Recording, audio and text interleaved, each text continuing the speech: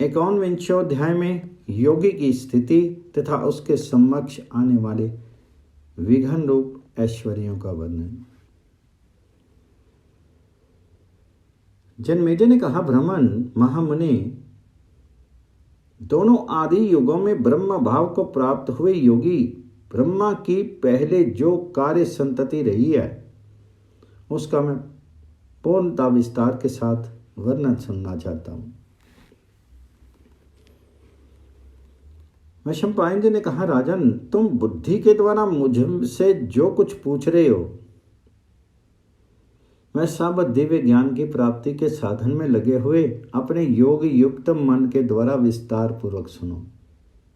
भारत, जिनका मन योग में लगा हुआ था, जो साक्षात पर ब्रह्म परमात्मा से उत्पन्न हुए थे, जिनमें करने ना करने और अन्यथा करने की शक्ति है तथा जो अत्यंत प्रभावशाली हैं, वे भगवान ब्रह्मा जब समृद्धि को प्राप्त होकर के ठोट की भांति अविचल भाव से ब्रह्म आसन पर विराजमान हुए,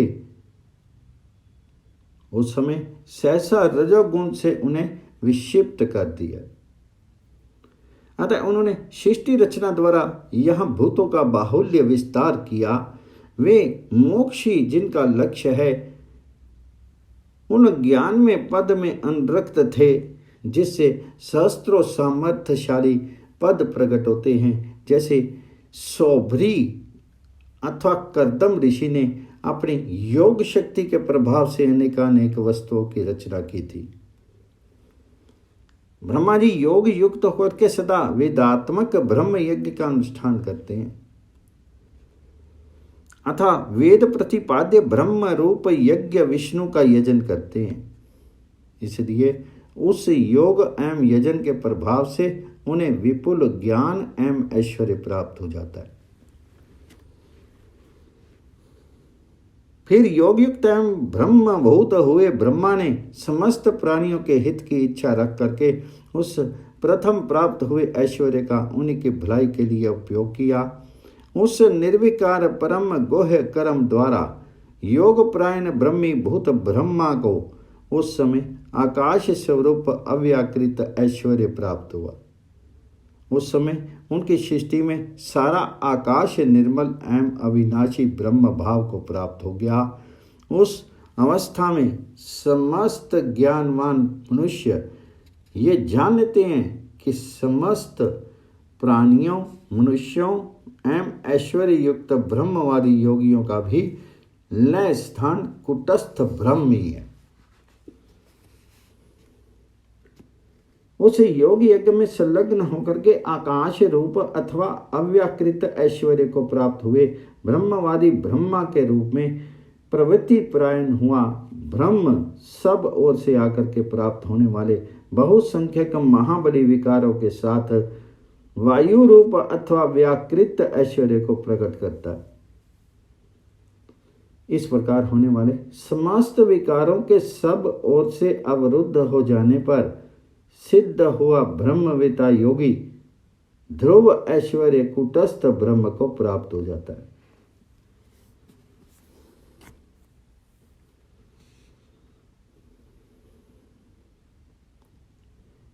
वह सिद्ध योगी शरीर से निकल करके बिना किसी अवलंब के आकाश में दौड़ता है। स्वप्न सदृश मन कल्पित निरा अलंब भावों का आश्रय लेकर के वहां विचरता है। ब्रह्म ऐश्वर्य से संपन्न हुए उस भूतात्मा योगी को आकाश में विचरते समय इंद्र जैसे लोग भी अपने बहुसंख्यक नेत्रों द्वारा भी नहीं देख पाते। जो ब्राह्मण शिरोमणि साधु मन के द्वारा उकार का चिंतन करते हैं वे ही समस्त कर्मों के बंधन से मुक्त होकर के उस ब्रह्मीभूत आकाशचारी योगी का दर्शन कर पाते हैं। राजन, ये ओंकार प्रणव संज्ञक पर ब्रह्म है जो मनीषी ब्राह्मणों के चिंतन का विषय है। वह प्रणव वाच्य पर ब्रह्म परमात्मा समस्त प्राणियों के भीतर उनकी चेतना के साथ विचरता है, ऐसा जानो। ये ओमकार समस्त वर्णों का अभिव्यंजक होने से महानाद है। प्राण अर्थात नित्य है। इसका अवलंबन करने से साधक की ब्रह्म के साथ एकता हो जाती है। यह वायुभूत होकर के अक्षर भाव को प्राप्त हुआ है, ऐसा द्विजाति ब्राह्मण कहते हैं। ये प्रणव रूप रहित होकर भी तेज, जल और अन्न, इन तीन धातुओं से संयुक्त होकर के सबसे संपन्न अर्थात वैखरी वाणी के रूप में प्रकट होता है। यही जीवात्मा रूप से समस्त प्राणियों के भीतर विचरता है, इच्छा अनुसार काम करता है और समस्त इंद्रियों को अपने वश में रखता है। पूर्व काल में इस प्रणव का शास्त्र और आचार्य से उपदेश पाकर के इसके निरंतर चिंतन पूर्वक वेदात्मक यज्ञ अर्थात योग की भावना करते हुए मनीषी पुरुषों ने अपने मन के द्वारा सबको व्याप्त कर लिया था। यह स्वरूप ब्रह्म से युक्त तथा उस ब्रह्म से ही प्रकट हुए पवित्र जितेंद्रिय ब्राह्मण ब्रह्मलोक एवं उत्तम वैष्णव पद की इच्छा रख करके उस पद की प्राप्ति के लिए ही निश्चित भाव से सारी क्रियाएं करते हैं। भारत ये पुनर्जन्म ग्रहण करने के लिए नहीं संसार में आना चाहते हैं, अपितु ज्ञान की प्राप्ति के लिए यहाँ जन्म पाने की इच्छा करते हैं। वे द्विजगण प्रातः, मध्याह्न और सायंकाल में 3 बार माल्योपहार समर्पण तथा प्रतिभाव अर्थात ध्यान के द्वारा उन सत्य पराक्रमी परमात्मा श्री विष्णु का यजन करते हैं। वेद को ही प्रमुख परमान मानते हुए उन ब्रह्मवेता योगियों ने यजन अर्थात योग अभ्यास और विक्रम अर्थात योग ऐश्वर्य लाभ किया। वेदोक्त वचनों के अनुसार ब्रह्मवेता योगी भी वैष्णव तेज ब्रह्मी हैं। जो ब्रह्मवेता ब्रह्मज्ञ ब्रह्मवादी कर्मों के बंधन से मुक्त पवित्र एवं सतव्रत परायण ब्राह्मण हैं, वे ही तेज जल और अन्य रूप धातुओं से मोक्ष काल में उस परमात्म स्वरूप परमात्मा का दर्शन करते हैं। वह परमात्मा ही पर ब्रह्म है, वही परम अद्भुत वैष्णव तेज हैं तथा वही रसात्मक परम आनंद स्वरूप ऐश्वर्य हैं। पूर्वोक्त विकारों का विलय हो जाने पर ही उसका दर्शन होता है। भयंकर रूप वाले जो तामस विकार हैं वे उस महात्मा योगी को व्यथित करते हैं। वे विकार उसे अत्यंत जल से आच्छादित करके घबराहट में डाल देते हैं। वह शुद्ध एवं अचेत हो जाता है। बहुत सी लहरें उसे आच्छादित कर देती हैं, उनमें से कुछ तो शीतल होती हैं और कुछ उष्ण। इस प्रकार वह विकार ग्रस्त हो जाता है। वह महासागर में पड़ करके धक होने लगता है किंतु उसमें डूबता नहीं। कभी कभी महानदी के जल में डूब जाता है परंतु जल के भीतर वह अधिक कष्ट नहीं पाता। और कभी कभी जब वह जल में कष्ट पाता है तब उसे बलपूर्वक अधिक शीतल जल में गिरा दिया जाता है। आसन और आच्छादन से भी वंचित होकर के वह अचेत सा हो जाता है। कभी गड्ढे में गिर करके जल से भीग जाता है। उसके मस्तक पर चारों ओर से जल के बहुत से शीत प्रवाह गिरने लगते हैं। वह ऊपर ज्योति का दर्शन करता है और जल से भरे हुए अत्यंत गंभीर श्वेत और पीत रंग के बादल जो बिजलियों से उद्भात से होते रहते हैं उसे पग पग पर बाधा देने लगते हैं।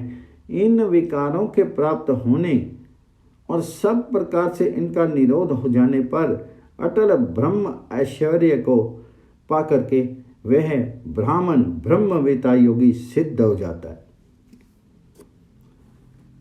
उसके रस अवसाद से अनेक प्रकार का रसात्मक ऐश्वर्य प्रकट होता है जो सहस्त्र धाराओं में फैल करके मेघ रूप में परिणित हो जाता है। वह सामर्थ्यशाली सिद्ध योगी योग से नाना प्रकार के रसों की सृष्टि करता है तथा योग प्राप्त हेतु से समस्त प्राणियों के शरीर के उपयोग के लिए विविध ऐश्वर्य का प्रकट करता है। ब्रह्मवेता योगी के मोक्ष साधन योग में उसके स्वस्थ आत्मा के समक्ष विघ्न उपस्थित करने के लिए तेजस रूप ऐश्वर्य प्रकट होकर के अपने विकारों के साथ वृद्धि को प्राप्त होता है। उग्र घोर एवं विकराल रूप वाले गंभीर एवं पिंगल क्षेत्रों से युक्त नराकार प्राणी हाथ में डंडे लेकर के उस योगी को पीटने लगते हैं। कोई भयानक पुरुष उसके नेत्र उखाड़ने लगता है, कोई उसकी जिह्वा के टुकड़े टुकड़े कर डालता है तथा बहुत से विघ्नकारी पुरुष बारंबार जम्भाई लेते हुए एक साथ जोर जोर से कोलाहल करते लगते हैं। फिर वे तत्काल ही बहुत से रूप धारण कर लेते हैं और उस योगी पुरुष को विशेष संतुष्ट करने के लिए नाचने गाने लगते हैं। तत्पश्चात वे सब के सब स्त्रियों का रूप धारण करके योगी से संयुक्त हो जाते हैं और उनके गले में लिपटने या लटकने लगते हैं। वे अनेक रूप धारण करने के कारण उसे नाना विघ्नों का ही प्रलोभन डालते हैं। वे स्त्री रूपधारी विघ्न निडर से होकर के मधुर वाणी में नाम ले लेकर के उसे पुकारते हैं और सभी एक साथ ही योगी के चरणों में मस्तक रख करके उसे प्रणाम करते हैं। वे योग में विघ्न उपस्थित करने के लिए ही उस योगी का कृपा प्रसाद चाहते हैं। उससे अनेक प्रकार की बातें करते और नाचते हैं। ऐसा करके वे कभी कभी योगी को जीत भी लेते हैं। इन विकारों के प्राप्त होने और इन सब का पूर्ण भाव से निरोध हो जाने पर अटल ऐश्वर्य को पा करके वह ब्रह्मवेता योगी सिद्ध हो जाता है। तदंतर अग्नि की लपटों और सूर्य की किरणों के समान उसे तेजो रूप ऐश्वर्य की प्राप्ति होती है। फिर तो उसके शरीर से तेजो बिंदु प्रकट होने लगते हैं। सत आदि गुणों से घिरे हुए वे योगी आकाश में ज्योति स्वरूप होकर के लोक में सदा ही चंद्रमा और सूर्य के मार्ग पर विचरते हैं। चंद्र सूर्य स्वरूप होकर के मेघ मंडल स्थित उत्तम दिव्य ज्योति कालचक्र एवं श्रेष्ठ ध्रुव स्थान में विचरता हुआ वह वहीं रूप धारण करके इस लोक में प्रकाशित होता है। ये योगी ही पक्ष मास ऋषु संवत्सर शन लाव मुहूर्त कला काष्ठा दिन रात्रि का प्रमाण निमेष उन्मेष ताराओं तथा विशेषता ग्रहों की गति इत्यादि सब कुछ हो जाता है। तंत्र विकारों को स्वीकार करने के कारण योगी को पार्थिव ऐश्वर्य की प्राप्ति होती है। उससे ग्रस्त होकर के योगी सिद्धि के अविचल सिंहासन से नीचे गिरा दिए जाते हैं। लोभ का त्याग करने से वह विघ्न स्वरूप ऐश्वर्य तत्काल छिन्न भिन्न हो जाते हैं। विघ्न से कांपने और डरने वाला योगी जगत में निंदनीय होता है। वह भूमंडल में बारंबार विघ्नों में आहत होकर के कष्ट पाता रहता है। प्राणियों के बहुत से रूपों तथा भूतलवासियों अन्य विषयों से वह शीघ्र ही संबंध स्थापित कर लेता है तथा उनके द्वारा विक्षेप में पड़ करके उसकी प्रगति रुक जाती है। अंतर पार्थिव ऐश्वर्य का सेवन करता हुआ वह योगी पुरुष सब ओर से मूर्तिमान पार्थिव धातुओं द्वारा बारंबार मारा जाता है। शक्ति तोमर तलवार गदा तथा छुरे किसी धार वाले शस्त्रों खड्गों द्वारा वह अनेकों बार धाराशायी किया जाता है। अत्यंत तीखे मर्म भेदी बाणों के अग्रभाग से विदीर्ण होने का भी उसे अवसर प्राप्त होता है। इन विकारों के प्राप्त होने तथा उनका पूर्ण निरोध हो जाने पर अटल ऐश्वर्य ब्रह्म भाव को प्राप्त हुआ योगी सिद्ध हो जाता है।